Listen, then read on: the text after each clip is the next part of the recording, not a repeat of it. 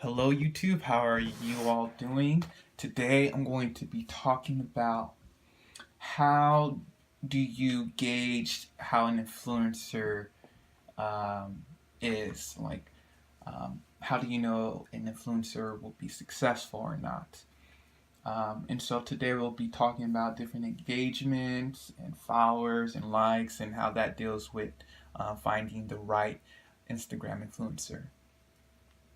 So what I usually look for is um, to see if an influencer has, I say, at least ranges from at least 2 to 3% engagement rate.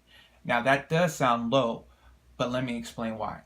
Now let's say I'm contacting an influencer that has followers under 400,000, then usually I expect the engagement to be at least 3%.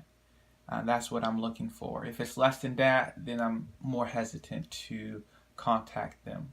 Now with bigger pages, um, especially if they're not like a famous celebrity and they have over 1 million followers, I don't expect their engagement to be 10% or sometimes over 5% because their page is so large. And so even if they're getting 2% engagement, but they have over 1 million followers, that's still a good amount of likes, good amount of people who are engaged because their page is so large.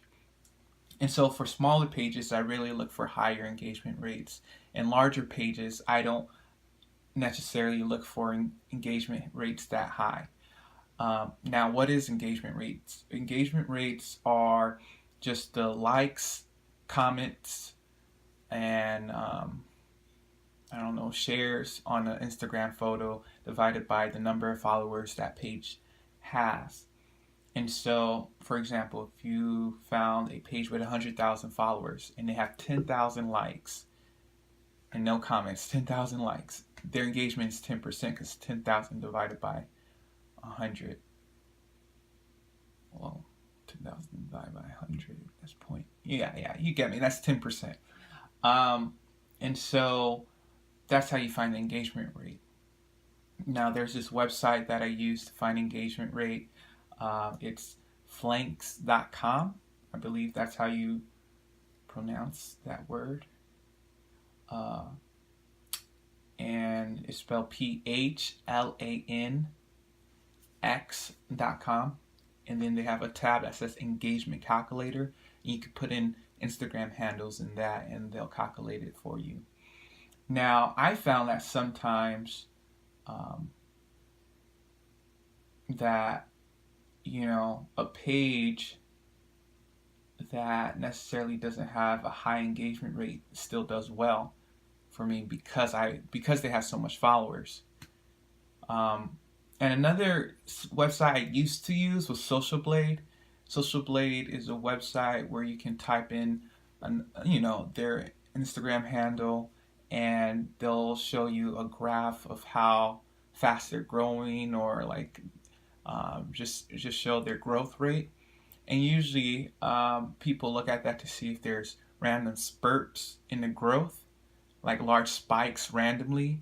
Then you could tell, okay, this influencer is buying followers. They're buying fake engagement. They're not to be trusted to show reality. And so I used to do that a lot, but now I can kind of gauge when I go on an influencer page to see if they're real or not. One thing is just to check their comments to see if there's actually real people commenting and not the same thing. Like, not all of them saying LOL, LOL, and they're all from like big pages. Like, they're actual people that are saying different things. Um, so that's one way to show. And then the reason I stopped using it is because honestly, a lot of pages buy followers, but there's still a good amount of people that are true followers on that page. And so I found some pages that had spikes still worked well with me because I don't know, maybe, at least half of their followers were probably real or something, and it worked. And they're cheap enough for a post.